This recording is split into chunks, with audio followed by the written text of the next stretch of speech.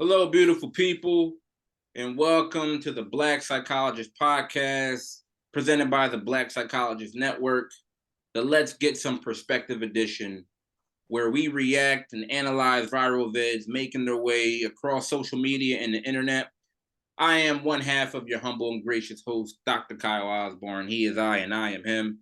And of course, you all know I'm not flying this aircraft by myself. I'm joined by New Jersey's finest, the best there is, the best there was, and the best there ever will be.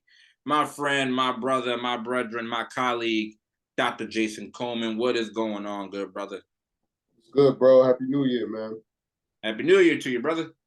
Yeah, Happy New Year to everybody else, too, man. Just, again, 2024, got new things going on, so we're going to push that, but we appreciate everybody that's riding with us, and especially all the new subscribers, new people on board. And thank you for going back and checking out the old episodes, too. Appreciate it. Absolutely, greatly appreciated. To all the folks definitely locking in with us over the year, and this is your first time. We definitely appreciate the love. And like you said, 2024, Jay. Here we are, bro. Yeah, man. It's a new year, man. You know, Things hope everybody got those resolutions right. Yeah, talked about that the other one, right? Getting Yeah. Everybody should have been listening to us, because if you listen to Dr. J and I, we did a whole episode on how to make those resolutions stick. Mm-hmm. Definitely catch up if you're having some difficulty maintaining that resolution that you came up with. Dr. J and I had the perfect recipe on how to maintain that and how to achieve those resolutions. Yeah, man.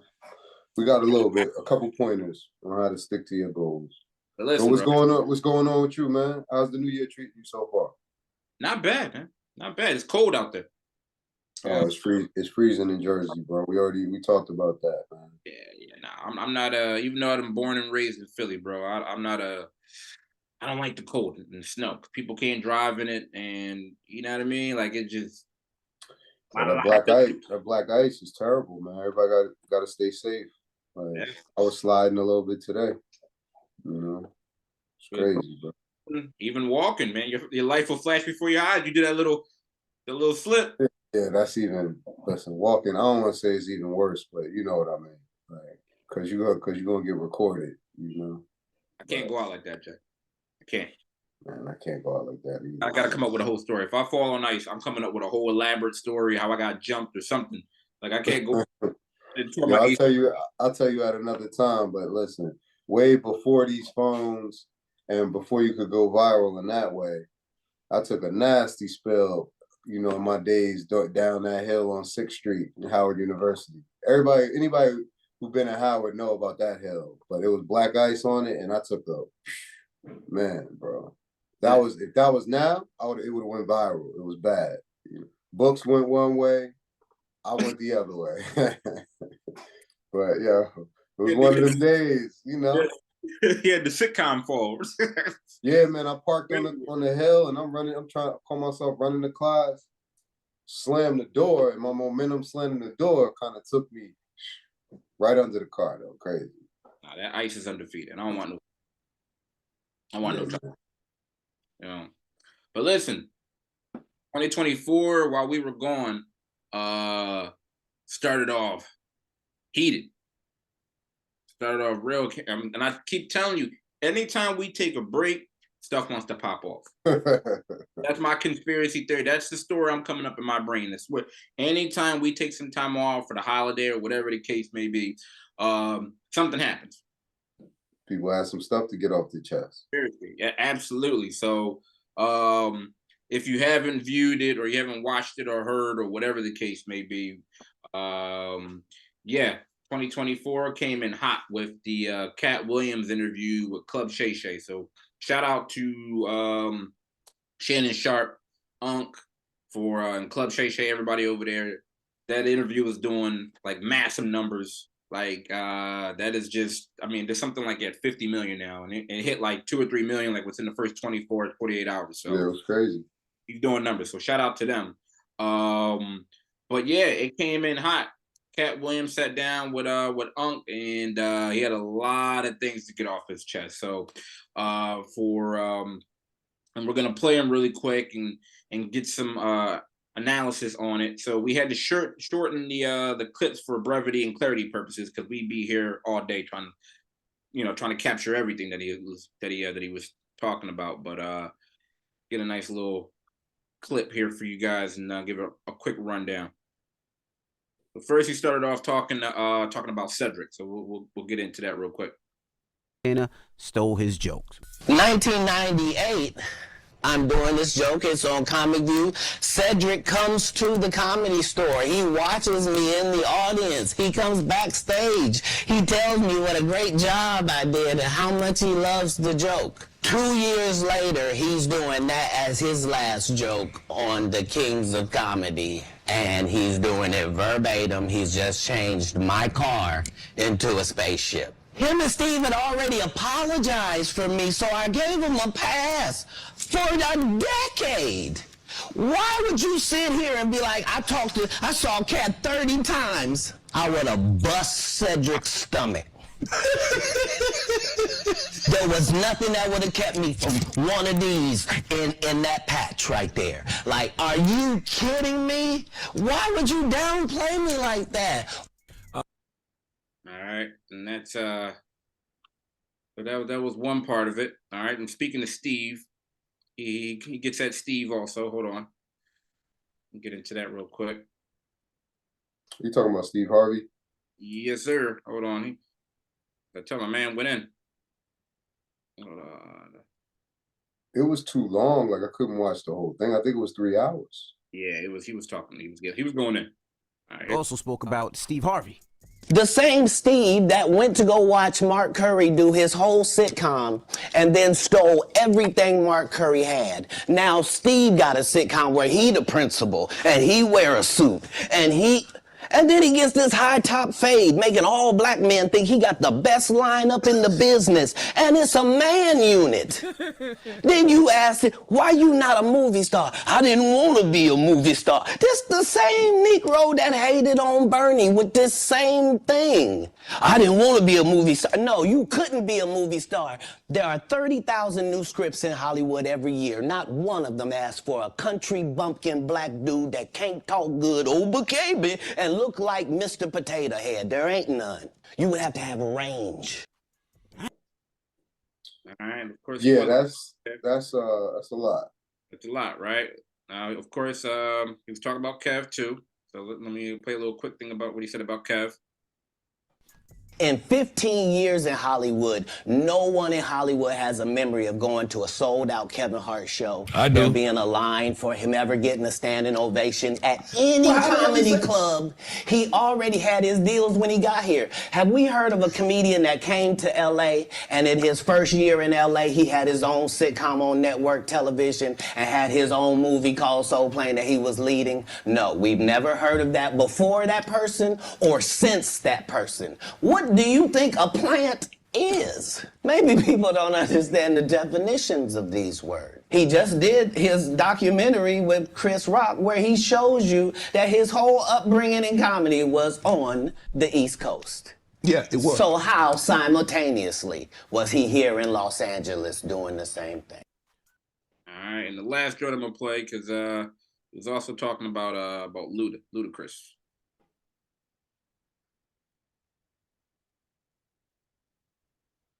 Was going at everybody, including Ludacris. Are you related to Luda?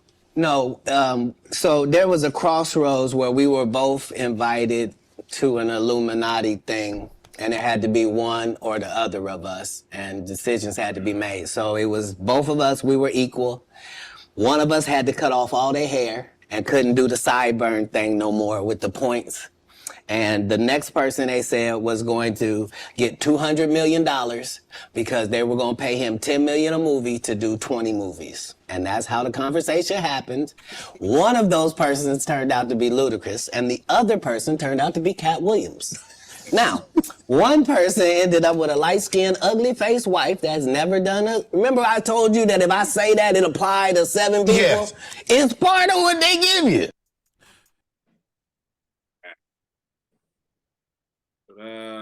There you go. All right. You know what this reminds me of, Jay? Yeah, I want to know your thoughts on it. Yeah. Katt is he's the 50 Cent of comedians, right? Remember when That's not a bad analogy. gotta be like remember when 50 came out with How to Rob? Right. Coming at everybody. That's Yeah. what this reminds me of. This is the comedic version of it. That's a good analogy, man. Like this is what it is. I'm coming at everybody. All right. So let's get some perspective on this. For me, I feel like Katt is looking for validation. Right? He appears that he feels persecuted by his peers, right? Because if you look at the theme, he talks about Cedric stealing his jokes. Elsewhere in the interview, he was talking about Ricky Smiley taking credit for like Money Mike, or saying that he was supposed to be the original Money Mike in Friday After Next. And he talks about how like Hollywood or his peers were trying to put him in movies that were forcing him to wear a dress, and Steve Curry stealing Mark Curry's jokes. So a lot of it is him talking about what took place, right? Like back in the day, and how he was done wrong, how he was persecuted. And I feel like this was his opportunity for him to go on that platform and set the record straight and get validation, right? He talks about how he is a better comedian than all of these, than all the people that he mentioned. He talks about how he beat Steve Harvey, I think, in a one-on-one in regards to like, it was like a comedy event. It was like a face-off or something rather, back in Detroit, like years and years ago. And that's what it looks or appears to be for me. Like, I get a different flavor. A lot of people were saying that he's bitter, he's jealous, and I don't think that's the case. It just feels like he's looking for like vindication, right? He's looking to be validated, and that he's been holding on to a lot of these kind of, feelings of being persecuted from the past. So that's what jumped off the page for me, just kind of watching it all the way through, about just kind of different things that he's looking for that validation. How was it for you? It depends, right? I don't think he's looking for validation from the standpoint of he's funnier than them. I think in his mind, and I'm not even saying he's wrong, because a lot of people love Katt Williams. He's their number one. So if he says he's better than Kevin Hart, Steve Harvey, Cedric the Entertainer, I think he went into that interview in his mind. I think he knows that. You know what I'm saying? Like, my point is, I agree with the validation piece, but I don't necessarily think it's about him being funny. I think if you look at the people he mentioned, Kevin Hart has had like enormous, commercial success when we talk about movies, right? On the scale of like Martin Lawrence and Eddie Murphy, like he's probably made more money than, I don't know who's made the most money, but what I'm saying is he's been in that many movies and those big type movies with The Rock and all of these people, right? So move him to the side. Steve Harvey. No, he ain't never did a movie, but he has like it was a point where he had like 4 shows at one time, right? He had the best-selling book, right? Put him to the side. Cedric, Kings of Comedy, movies, shows, right? My point is, all of these are things that I don't know that Katt Williams has had the same type of opportunities commercial-wise. When we're talking about, in the NBA, we talk about star and then superstar. We all know Katt Williams is a star, right? But these guys that I just mentioned, they're mega stars according to the Forbes. Katt Williams is rich too, I'm not saying, but in their world, we're just throwing out numbers, right? His 3-4 million that he might make on tour, Kevin Hart probably made $50 million last year. He went on tour with Chris Rock. He made movies. He might have made $100 million last year. Yeah, you know what I'm saying? All of these guys that we talking about. So he might be talking about like he hasn't gotten the commercial validation in terms of the rewards for his, contribution. Especially if you look at from his perspective, he probably looks at like, yo, the culture is with him, right? Because everybody love Katt Williams. He's played like one of these roles that can't be replaced. You know what I'm saying? Like, we can't replace Money Mike. You know what I mean? Like, and again, the things that he's contributed, like their quotes, different things, sayings that people can say, and they're gonna think of Katt Williams, right?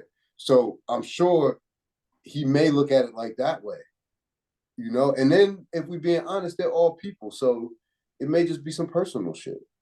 You know what I'm saying? It may be the fact that he may have always kind of been like a wild card, maverick, like off on his own, and you know, maybe they just run in different circles.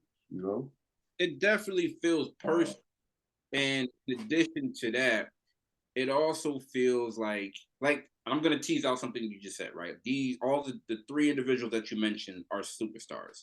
What I didn't like about kind of the direction he was going, and he kind of put this theory out there, was that the only reason why they're successful are because, one, like Kevin Hart's a plant, or you had individuals willing to do things that I just wasn't gonna do, right? Like, even throughout the course of the interview, he's talking about like, well, you know, people are part of the Illuminati, and you had individuals that are giving out fellatios and all kinds of other different things. yeah. Like, and I didn't about a lot of, yeah, I didn't like that aspect of because that kind of perpetuates this theory that's always being out there, like, well, if individuals are doing well to like a Steve Harvey level or Kevin Hart level, it's because they were planted by an industry, by a secret society, and that's the only reason why they reached this commercial success, because they're doing all these other different, you know, unethical and flagrant things, and that's what their success is being attributed by, right? It's not because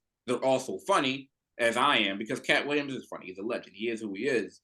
But he's saying, like you said, that commercial success is kind of like he puts that out there, and that kind of perpetuates the theory of, oh, well, they're only this successful because the industry wanted them to be there, right? Kevin's only here because it's so-and-so. And then he talked about like, oh, well, Kev, the same roles that he blew up on, I had those scripts in front of me. I could have did that, but I didn't want to do that because I have higher standards or whatever the case is. And so all of a sudden he comes in California, and now he's doing the same roles and all the different things. So that's the part I didn't like, right? Like, I mean, the only one reason why he's successful. Listen, that part, like I said, when he sounded a little bit, well, not even a little bit, that can be interpreted as hating when he's talking about like their success, right? Now, where I have to agree with him is the stealing jokes part, right? Like, he's not the only person that has made accusations like that. If you look a couple years ago, you remember the Joe Rogan, Carlos Mencia thing. Mm-hmm. You know what I mean? And you got to be. I mean, I understand why they take that serious. I understand why they would never forgive somebody for stealing jokes. It was controversy. Amy Schumer had the same issue recently, right? Because again, especially if it's your art is something that you made and popularized. And I don't know this for sure, but even how he describes it, it appears that Mark Curry was like a mentor to him, or at least there's a relationship there. You know what I mean? And I figure it was probably a mentor because Mark Curry's an older. But I remember hanging with Mr. Cooper, the show, right? So my point is, if he's saying like, yo, some of these guys are stealing material from Mark Curry, right? One of the OGs, obviously, he gonna take that personally, especially if that's his guy, right? So he might have came in rightfully with an axe to grind because he got inside information on that.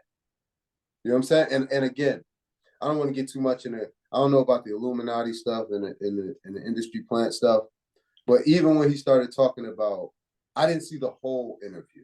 It was 3 hours. I didn't have time to see the whole thing. But there was a point where he was talking about sexual favors and money and all of this, right? And it may seem like he's bugging, right? But if we just think about the music industry, right? I don't know, I'm not a musician, but we've heard for years, right, that it's not uncommon. We've seen movies about all of this stuff, about producers and managers, and if you want to get on, this is what you're going to do, right? And all he's doing is putting it in another context. where it's not necessarily an older man who has the record label that's telling a younger woman that they have to do something to get a deal, right? He's saying that comedians go through the same thing. Because later on in the interview, he was talking about another instance where he was like, yo, if I see a comedian that did a good show, that does a good job, I'm going to give him some money. And he made a joke about it, of course, but he was like, yeah, you don't have to do nothing to get it. So who knows if that's his experience of when he didn't have no opportunities, if somebody tried that on him, or if he just saw it, or if it's common knowledge in the field, you know what I mean? And it just sounds extreme to us. But bro, it's not extreme, because think about what Harvey Weinstein went to jail for. Right. It's exactly what Katt Williams is saying. Right? It's a producer that you can come in his office for a meeting and he'll come out naked and be like, yo, you want this role? Right? What's the difference between that and somebody saying, yo, if you want to go on tour with me, if you want to open for me, if you want to write jokes for me, there's no difference. You want to write on my show, it's show business. So I get it. You know, people can sometimes, the mouthpiece, like who it's coming from, might be, you know, might make the message be a little seem strange, and because it's not our world, you know what I mean? But there's a lot of things that I hear because of my profession, right, that most people probably don't believe exist in mass in this world, but I know they exist fairly commonly, right? So we all have unique situations and niches like that where because we have the inside information, you know, we have a different perspective. So two things, right, with that. I absolutely agree in regards to like the joke stealing, because that happens in that industry. And so that's what I said, like feeling persecuted, if somebody's stealing your IP, right? Like if someone is taking your jokes and taking, you know, not giving you credit or whatever the case may be in that particular industry, like again, there's some legitimacy to probably what he's talking about of what he experienced coming up, right? So, and you know, of course, on social media, people are going to pull out vids, they're going to pull out the receipts. So absolutely, you saw the comparisons of his joke that he was referring to and jokes from the Kings of the Comedy. Very similar, possibly, right? There might be some legitimacy or some validation to that because, again, someone's stealing your jokes and it blows up, whatever the case is. I get it. So he absolutely may be correct in what's taking place in regards to that.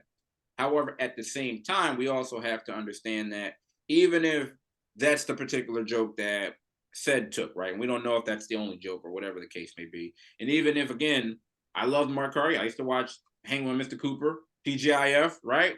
So I get it. And there was definitely a lot of similarities between Mark Curry's situation and Steve Harvey, right? With the Steve Harvey show and being set in the school and all kinds of different things. So even if that was the case, I get where he's coming from and I completely understand. At the same time, we're not going to sit here and say that like Kevin Hart, Steve Harvey said all of them weren't going to be successful because maybe if they did take a joke or they did borrow something, like they still weren't going to be who they were, right? Like, I think that's also sometimes in some of the comments that I've been seeing that people are kind of running with that theory. Like these individuals are still hardworking comedians and talented and legends in their own right. So I feel like they still would have been that even if they did take the jokes, which is still wrong in any you know, in any type of respect. But I feel like people have been running with that narrative. The other thing I get, like, if it's a situation where, again, you're not going to do, like you said, some of those ill-gotten things that you're seeing, right? If that's what you're observing in that industry, because like we talked about, like the music comparison is an apt comparison, because again, you have situations where you have people in power taking advantage of situations.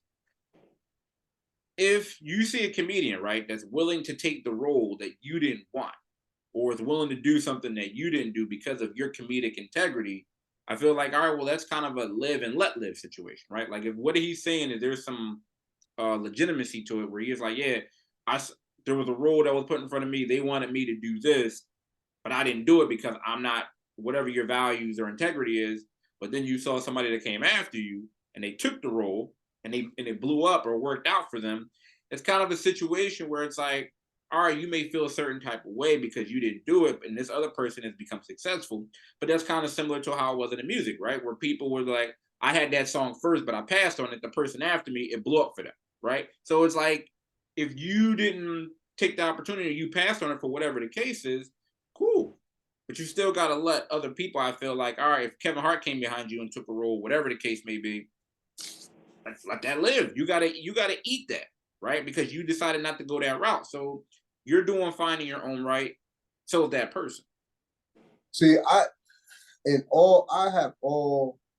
Katt Williams, he's not struggling. He don't seem like he's struggling financially. Nah, we never right. heard of that. I would assume that he's wealthy, right? You know what I mean? He probably got millions with a couple commas, whatever, double-digit millions, right? Yeah. But again, we're projecting ourselves into their world, right? And in my mind, I think he's closer to Steve Harvey and Ced's age than Kevin Hart. Kevin Hart is significantly younger. Yeah, so it's fair to assume that Cedric the Entertainer and Steve Harvey might be his peers, essentially, in terms of comedy, right? Yeah. So again, we got to remember the time. Like, you're going to look at that different if, think about the time, the 90s, 2000s, whatever. It's the golden age of hip hop, right? Like, we're not saying we're rediscovering, but certain elements of Black art, right? There's a light being shined on them. We have Def Comedy Jam, right? And then we have the golden era of hip hop, right? So there's a lot of people making money, a lot of opportunities, right? If Katt Williams is grinding as a comedian, they're all comedians, and he misses out on an opportunity that he feels he should have, right? And he feels like on the biggest stage of that moment, Def Comedy Jam, like, and all of these platforms, which the Kings of Comedy was kind of an extension of, right? Because I think it was Def Comedy Jam, there was something on Comic View, you know what I'm saying? But it was very limited when we talk about comics. It was like 3 different places. I don't know if Byron Allen was involved in some way, or if he had a show back then, but not to get off topic. But Def Comedy Jam Russell Simmons was one of the platforms. So your career essentially hinged on making it to one of those platforms. I never saw Katt Williams on Apollo. I never saw him on Def Comedy Jam. So who knows if he had those relationships or not. Matter of fact, Def Comedy Jam was in New York, right? Yeah. And Katt Williams is at. Yeah, he was on there. All right. So whatever. My point is, it's fair to assume that making or breaking your career at that point was making it to one of those platforms. So how would you feel if you're those people's contemporaries, and let's say they make it to the platform and you see your joke on that platform?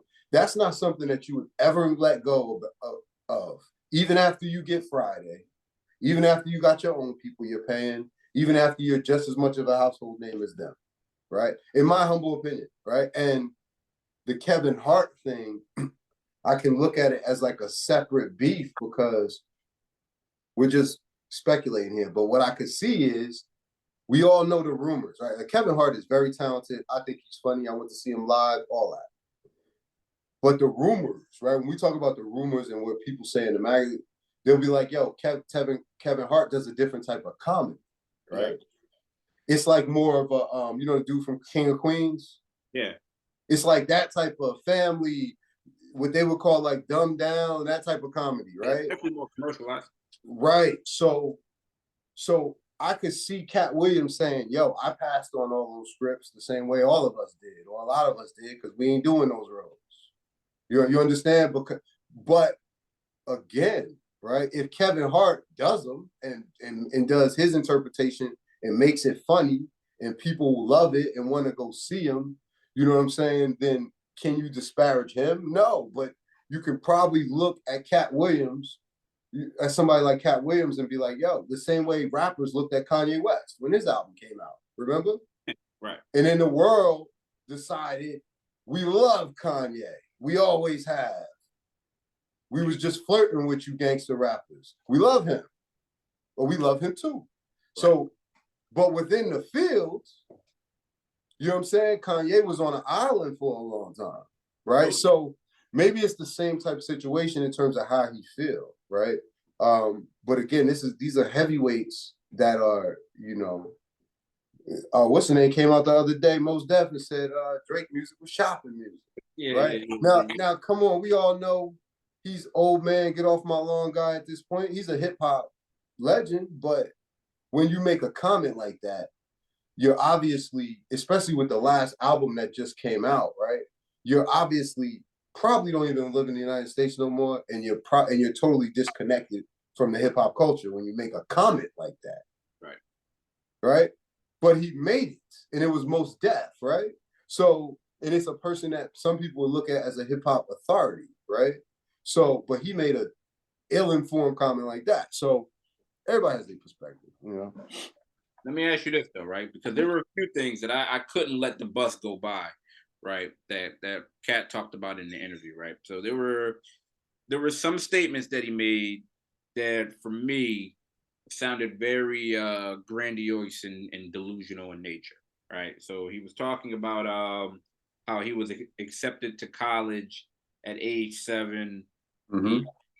He read the entire encyclopedia at age 5 or 6. 3,000 books that he read a year when he was 8 to 12 years old, and they were all nonfiction books. And he was very serious. He wasn't saying this in a very comical manner. He said that in the interview? Yeah, he said that in an interview, that he was accepted at college age 7 and read the entire encyclopedia at 5. Right? Now, again, you know and I know, based on human development, right? Child physiology, and this is excluding individuals that may be on the spectrum, because individuals, you know, some individuals on the spectrum do encompass a savant-like ability in certain areas of you know, academic abilities, but yeah, I gotta call BS on that. And he was dead ass. He was serious about that, about being accepted to college and reading the entire encyclopedia at age 5. I didn't see none of this, so I don't know. You know what I mean? I just know. Listen, man, he was serious. Like I was waiting for the punchline, but he was really serious with that. And a lot of people tend to like move past that portion of the interview where he was talking about it. And I'm like, come on, like, because I feel like that speaks to, you know, your credibility. If you're gonna say things like that, then why should people believe you about other different aspects that you're talking about, right? All these other different statements and assertions that you're making. If you're gonna be serious and said that you read the encyclopedia at 5, and you know and I know that that's not, right? That's not a thing. Yeah, but he could be exaggerating, man. Listen, he could be exaggerating. You know, he could have read a child's encyclopedia. I mean, who knows? Listen, accepted to college at 7, Jay? He said he what? He got accepted to college at 7. That's what he said? That's what he said. Then his IQ will have to be like a, you know, like a genius, right? At 7? I get it, man, but you know how and he was dead ass, Jay. But no, I mean, listen, it's strange. I mean, it's strange. I didn't see it. That's what I'm looking for. All right. That's what I'm saying. It's very strange. I thought that was very strange for him to say, for him to be very serious, because he mentioned it even in a couple follow-up interviews. And I just found that kind of be very bizarre. But it's probably more to the story, man, because like I was interested to find out when I was listening. He said he had like 8 adopted children or something like that. But that's true. He does. He even talked about that for years. I remember seeing him years and years ago when he was at the Borgata in AC, and he talked about he adopted like a lot of kids. So that's true. But so my thing is, he can afford that though. What? He can afford that. That's different than. No, I understand, but he can afford to support them financially, but the way he was talking, you know what I mean? It doesn't seem like he's a part-time parent. So if he adopted all of those children, even if what you're saying is true, they're his adopted children. So Katt Williams can't just send his assistant to go fill out paperwork and go pick up the kids. He got to go. That's a very, you know, strenuous, long process. You got to go through psychological, you know the deal. So my point is, yo, I talk to people all the time about the fact that, yo, ain't no diagnosis for somebody being quirky, right? and I know he might have had, run-ins or whatever you want to call it, incidents where I don't think he's ever been hospitalized against his will, but where he's checked himself in somewhere, ain't nothing against that. There's nothing wrong with that. People do that all the time when they have stress. And from what I've seen, like online, I was trying to look as we was talking, he ain't never said he had no diagnosed mental health disorder. So I understand there's a lot of smoke because there's a lot going on. The same way he always say, 14 felonies, no convictions or whatever, right? There's a lot going on, right? But maybe there's a lot to the story we don't know as well, right? Because, like I said, if he's a father to 7 children, adopted father, he can't be this crazy. I don't mean crazy, but you know what I mean. This unstable person, all the time that sometimes we get to see a lot of, right? Maybe. Maybe some of the times that we've seen him, he was going through things, Awesome.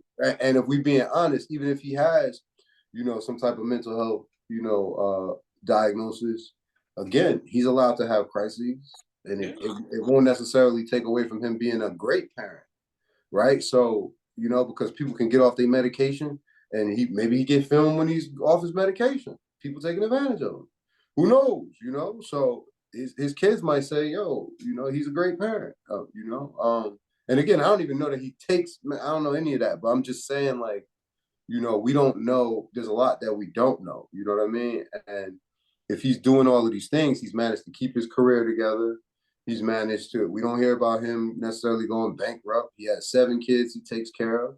He was talking about how successful they are, so I don't have any reason to assume that some of the times that we've seen him, he just wasn't at his best moments, you know what I mean? But I can't say that there's something wrong. There's something wrong with him. Very eccentric and bizarre statements, but we'll see, man. We'll see. Yeah. Definitely the year of exposure, as they're calling it, 2024, right? That's what they're calling it. It's interesting, man. Yeah. But staying with entertainment in Hollywood. All right. So right before the end of the year, Taraji P. Henson was in the process or in the middle of doing promotion for The Color Purple.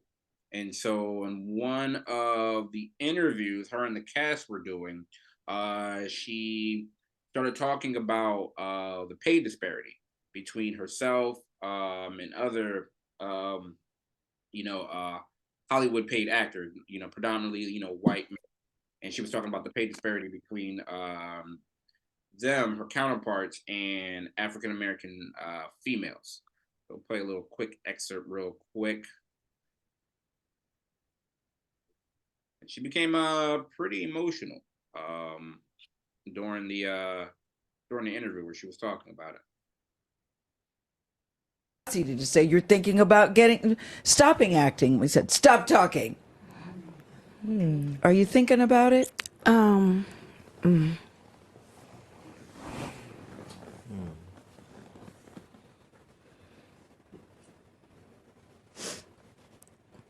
just tired of working so hard, being gracious at what I do, getting paid a fraction of the cost. I'm tired of hearing my sisters say the same thing over and over. You get tired. I hear people go, you work a lot. Well, have to. The math ain't mathing. And when you start working a lot, you have a team. Big bills come with what we do. We don't do this alone. The fact that we're up, there's a whole entire team behind us. Right. They have to get paid. So when you hear someone saying, oh, such and such made $10 million, no, that's not, that didn't make it to their account. Know that off the top, Uncle Sam is getting 50%. That's right. Okay? So do the math. Now we have $5 million. Your team is getting 30% or whatever your team is off of what you grossed. Sometimes not more. After what Uncle Sam took. Now do the math. So You're tired. I'm only human, and it seems every time I do something and I break another glass ceiling, when it's time to renegotiate, I'm at the bottom again, like I never did what I just did, and I'm just tired. I'm tired. I'm tired. I get that. It wears on you, you know? Because what does that mean? What is that telling me? What is it telling me? Yeah. And what does it tell me? Yeah. You know? And if I can't fight for them coming up behind me, then what the fuck am I doing? I'm sorry. Yeah. I know. Don't apologize. Don't apologize. I think it's an important message for people to hear because we see the lights, camera, action. And then And they it's so tell me we glamorous, don't yes. translate overseas. Yeah. I'm tired of hearing that my entire career, 20 plus years in the game, and I hear the same thing, and I see what you do for another production, and when it's time for us to go to bed, you don't have any money. They play in your face. And I'm just supposed to smile and grin and bear it and just keep, like, enough is enough. That's why I have other things. I have my TPH brand. I have my mental wellness. I have other things because this industry, if you let it, it'll steal your soul. But I refuse to let that happen. Yes. That was Taraji P talking about the pay disparity in Hollywood. And this is not a new conversation. Viola Davis or Viola Davis has talked about it in the past. And this also, while she was doing the promo, you know, of course, this activated a lot of conversation and kind of rumors talking, but there was issues between her and Oprah and how they were being paid on Color Purple and so on and so forth. And then, you know, her and Oprah made up or whatever the case may be. But it just brought to light a she was saying that Oprah didn't pay enough? I mean, again, that's what people started to speculate because she was talking about it while she's doing promo for that, and then when the reporter asked the question, so people naturally started to speculate like, oh well, you just did the Color Purple, you're not getting compensated fairly for the Color Purple, blah blah blah blah, and then so you know how these things grow, right? Now I think since time has passed, her and Oprah have, I guess they squashed it. They had a conversation. But at the time, was she saying Oprah ain't paying well either? It appeared that way. I don't think she ever came out and actually said Oprah's not paying me, but you know, she's talking about it overall, and it wasn't like she didn't exclude it, right? She just said this is what's going on, and she didn't say like, oh, not this project. Everything's cool, but just overall. So, do you see what I mean? That's what kind of led to that speculation. So yeah, let's get some perspective on that, Jay. Based off of what Taraji said and kind of the ongoing conversation, you know, what's your take? I mean, I would have to ask you another question first so who is she? Because I heard some of it, right? And then I knew it was in the news. And I know 50 was kind of weighed in on it. He was talking about, I got Mary J. Blige paid and all of this, right? Who is she saying? Because she was saying they're saying we don't have the appeal overseas, right? So is she talking about like big Hollywood companies and African American actors? Yeah, no, or actors of color. I think actors of color. That's been something that she said has been told. I've heard and read about that also. A lot of times they say that African American, especially in particular African American women, but they say they don't translate well overseas in regards to like money, right? In regards to residuals or putting people coming to see the movie. So they'll say, like, I remember, what's my man's name? The actor, John David Washington, you know, Denzel's son, when he did Tenet, right? And he's the main character, right? He is the leading role. I don't think they had him on promo out there when they were like advertising the movie overseas, right? And that's what they're saying is that they don't translate well over there, right? Especially African American women. That's what I think she was speaking to, is that they're saying that they don't translate well over there, and that's why they're not getting the equal pay, or that's why their pay isn't that. So gotcha. Okay, all right. So now it makes sense. Okay, all right. So speaking generally over there. all right. So it's like Oprah kind of just got caught in the crossfire on that. Sounds like it. Sounds like Because my question was about to be like because I was gonna say, because the first thing I was gonna say is like, well, is it an issue of like how the industry or the companies are looking at how they think, right? Like we're gonna translate overseas or what the data is telling them, whatever they're using. Or is it just they're getting lowball? Because I was gonna say like, well, what's Tyler Perry paying? What is Oprah paying people? 50 got a movie company, you know, all these, what are they saying that the salaries are just lower or they're projecting for the movie and they're like, yo, I'm gonna give you 100,000 because overseas it's probably not gonna sell. And I'm gonna give her 500 or $1 million because again, she referenced the budget too. She was like, then they say they don't have no money. You know what I'm saying? So it's like she's saying they're giving us a low salary and then a low budget to promote it, and then it does, and then I guess it doesn't really do well, and she has to start over. Well, here's my thing, right? Here's kind of been my take, and I don't know if this is the most popular, but I put some of the responsibility on us, not even just overseas, but over here in America. Like, there's a metric, right, that's also used. Like, the budget or certain actors are going to get paid more because their movies, or whenever they star in movies, people come out and go see it, right? So right. They're the driving force. People are going to go see a movie based off of who the actors or the actresses are. And what I've noticed is that not a lot of people, like even our own folks, right? This is where I feel like the responsibility falls on us, is that we're not going to go see her movies, right? If you look at some of the movies that she starred in, like I even did a little research, like before COVID, she was the leading actress in 2019 in What Women Want, right? That grossed 54 million, right? The whole time in the movie theater. She was in another movie, 2018, Acrimony, that made 43 million. That was a Tyler Perry movie. That was pretty good. Yeah, Tyler Perry movie, right? 43 million. Now, if we're talking about other different Tyler Perry movies, right? In comparison, Medea Halloween, 73 million, right? Medea's Family Funeral, that was in 2019, 73 million. The Equalizer, Denzel Washington, 102 million. That was in 2018. Creed 2 and the first Creed and the second Creed, both over 100 million. So it's a situation where are we going out and supporting her? Like same thing with Viola Davis. Viola Davis has been talking when she was in before COVID hit. She was in the movie Widows, right, where she's the main actress, leading actress. Only made 42 million, right? And that was like an action film.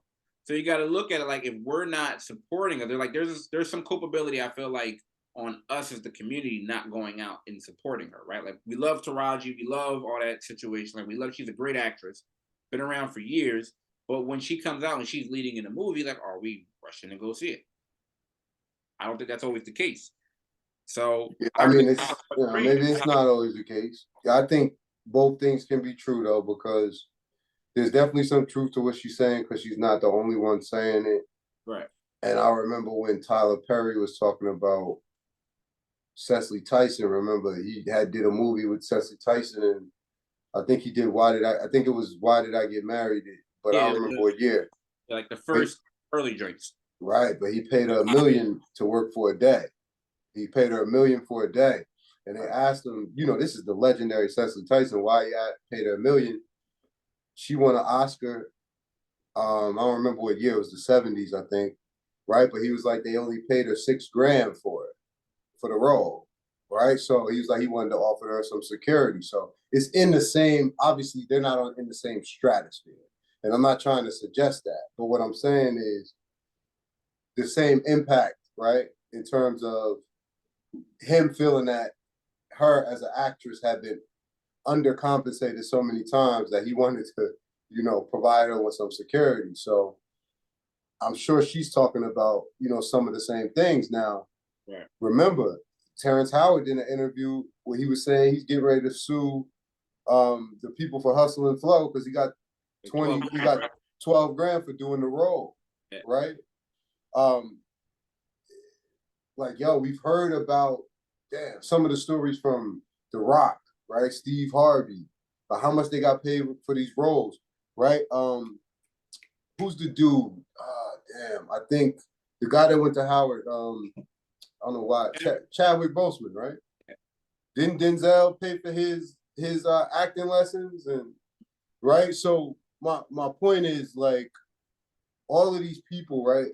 You know, for these entry level roles, that there's not a lot of compensation to either get in the industry, stay in the industry, and it really just seems like a lot of other things, kind of like the music industry, right? Where it's like the people at the top are going to have really big, really lucrative record contracts, and the majority of the people doing music are getting paid $1,000 a show, and they're popular in their neighborhood, town, or whatever. Like they're underground grinded. So I understand what she's saying. I just wonder how common it is, And I know, again, there's definitely probably, I'm sure there's a racial component to it because the representation problem in Hollywood is there from the start, right? So I know there is a cultural and racial component to it, but it's just interesting, right? Because Terrence Howard said the same thing. Yeah, no, it's unfortunate. Viola Davis said that she's tired of hearing that, like I keep being labeled or called the Black Meryl Streep, but you're not willing to pay me Meryl Streep money. Right. Right. And that's a very fair it's a fair assessment because it's like, I am one of the premier actresses, black, white, whatever the ethnicity, but you're not compensating me for my talent. The other folks, right? And it's almost like it's a double pay disparity because if you look at it, even the women in Hollywood are not getting paid what the white men are getting paid, right? So they're getting paid for, and then you gotta be the people of color, and then you got, you know what I mean? Like it's they're in even a lower tier, and absolutely, like I feel like it's half like there's some gatekeeping. There's definitely a racial component to it, and then I believe that we have to do our part, right? Like we have to be that popular. We have to show the power of our dollar and go out and support these things. A lot of times, just kind of generally speaking, we don't go unless it's a certain type of movie, right? Action movie, maybe a comedy movie, like some of the comedians, it's a little different. But these are actresses and actors, right? They're not going up there to tell jokes. They're going for drama films. They're going for other different things. Like I don't even know how much The Color Purple made. Like I think when I last checked, it made like 44 or maybe 48 million, and that was like after the first 3 or 4 weeks. So like, are we going out and supporting? A lot of people supported it though. It was like a cultural event on Christmas. Listen, people was wearing purple. I mean, you'd be surprised, bro. Like people will wear Color Purple. Did you ask them like, "Yo, did you go see it?" And they'd be like, "Nah," or like, "Oh, now I saw it on the Fire Stick," right? Or I did this. I mean, I'm not gonna lie, I didn't see it, but I saw it. Did you see it? Yeah, I saw it. I saw the first one though, so I mean, So here's the thing, it's different than anybody going to go see it. Like it's good. Anybody going to go see it. I just have to caution you that it's not like the first movie. It's based off the play.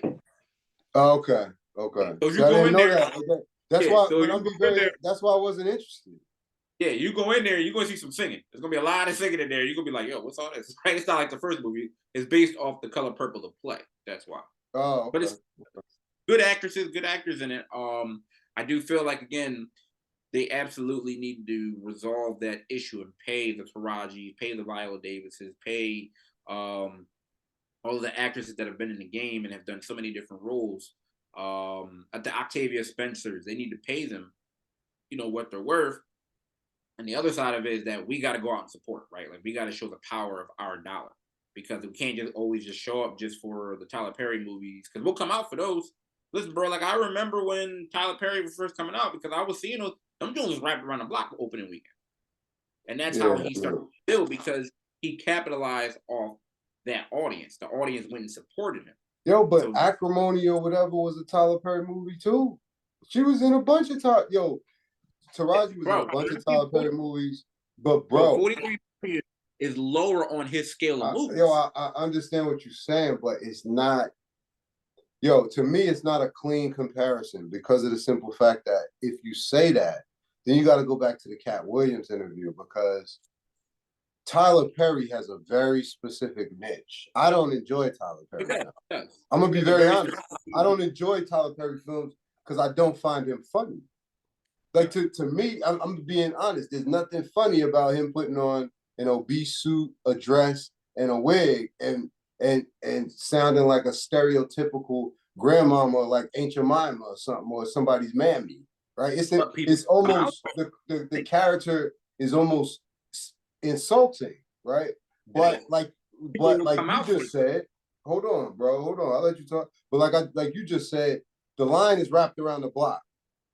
Yeah. But that's what Katt Williams was talking about when he was saying, yo, they're not gonna put me in a dress, right? Because it was the same amount of controversy when Martin did Big Mama's House, and he was trying to use it to disparage Ricky Smiley for putting on the dress, right? So my whole point is, a lot of people will tell you that those movies have the interest not even because of the art, but because of that extreme element. I agree. You know what I'm saying? And if you look at, honestly, you gotta even look at who's even amongst the culture who's supporting that. Because I didn't go see multiple Tyler Perry movies. I didn't go see any, bro. I saw a couple of the plays a long time ago when it was on VHS because my mother had them, and I was like, nah, I'm good with that. I want to see that. You understand?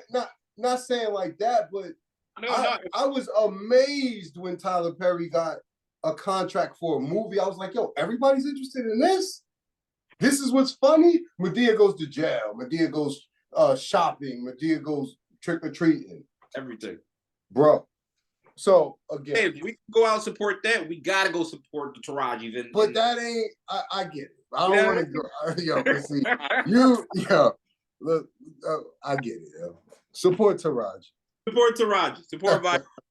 Support all of them. Yeah. But my whole point is, I think Tyler Perry, like, yo, you got to look at that different because he has I'm gonna just leave it there. That's a very particular niche and thing that he's doing to attract attention to himself in his movies, right? Mm-hmm. And some people, I don't know how Spike Lee feel about it. He probably respects him as a businessman, maybe, but I don't know how he feels about it. But maybe beefing. But to me, it's a different type of art. You know what I mean? You can't put Tyler Perry, John Singleton, Spike Lee all in the same room. Like, nah, bro. Nah, man. Whatever. All right, yeah, listen, man. Shout out to Taraji. Please go out and support. We absolutely, it's something that needs to be resolved. Jay. Yeah, I love her, man. She's one of my favorites, you know? Listen, man, that's her. She's her. She's her. Very talented. Very talented. I think we would all, it would be sad if she were to choose to walk away because she's so talented and she's brought so much, she brings so much value to the entertainment industry. But I get her frustrations. I hear her. And I don't blame her. Because it seems like, as she's saying, what she's putting in, she's not getting out. Anything else before we get out of here, good bro? Nah, man, I'm good, man. You brought up that. Almost got you, bro. Oh man, I can't, yeah. I can't, bro. Oh man. Appreciate everybody tuning in, Jay. Until next time, man. Good mental health, good bro. All right, bro. All right.